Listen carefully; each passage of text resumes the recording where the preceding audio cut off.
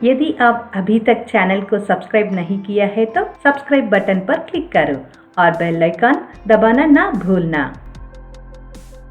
नमस्कार दोस्तों, इस वीडियो में मैं आपको इम्यूनिटी के लिए एक आसान और स्वस्थ सूप बनाना चाहता हूँ। इस सूप में ज़्यादातर विटामिन सी है, इसलिए हमारे इम्यूनिटी बढ़ाने के लिए बहुत हेल्प करता है। सर्दी और खांसी से बचाने के लिए हमें इस सूप को ज़रूर लेना चाहिए। इससे पेट भरा रहता है और वेट लॉस भी होते हैं। चलिए अभी रेसिपी शुरू करते हैं। 8 लहसुन और अदरक क्रश कीजिए। आप चाहते तो कट करके भी ले सकते हैं, लेकिन मैं ऐसी ले रही हूँ ताकि बच्चों को आसान रहे। अदरक लहसुन अच्छा डाइजेशन को साथ इम्यूनिटी भी बढ़ता है। अभी एक बांडी में 1 चम्मच तेल लेके धीमी आंच में अदरक लहसुन पेस्ट डालकर कच्चापन जाने तक फ्राई कीजिए।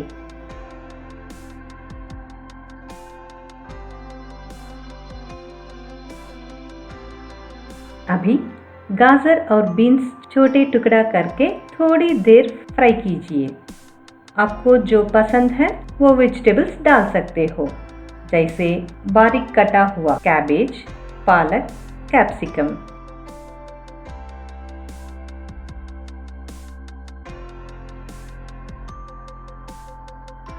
थोड़ा हल्दी डालकर फ्राई कीजिए।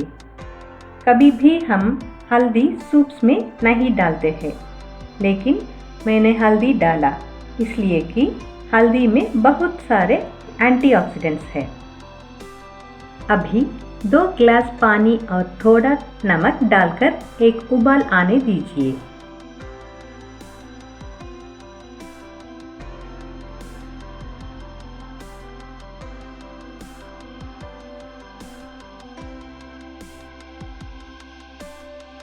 तब तक थोड़ा काली मिर्च को क्रश कीजिए।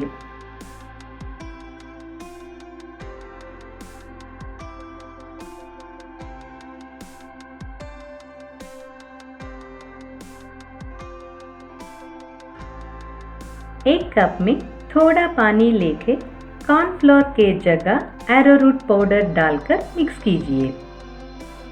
इसमें कॉर्नफ्लोर से ज़्यादा कैल्शियम और फाइबर रहता है। एक कॉर्नफ्लोर से थोड़ा टेस्ट अलग रहता है।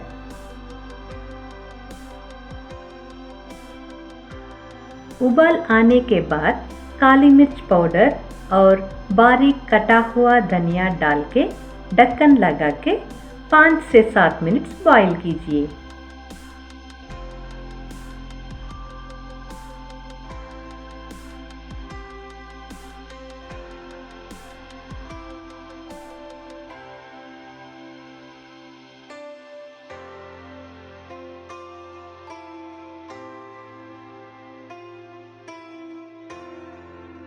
अभी वेजिटेबल्स अच्छी तरह बॉईल होने के बाद इस एरोरूट मिक्सचर को डालकर मिक्स कीजिए।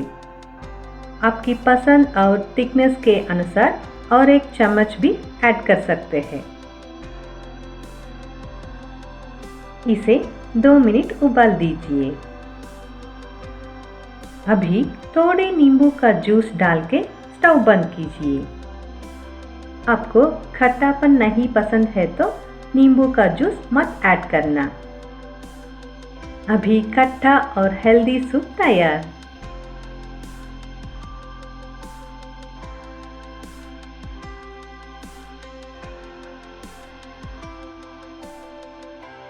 सॉल्ट पेपर डालकर धनिया के साथ गार्निश करके आपके फैमिली के साथ एंजॉय कीजिए।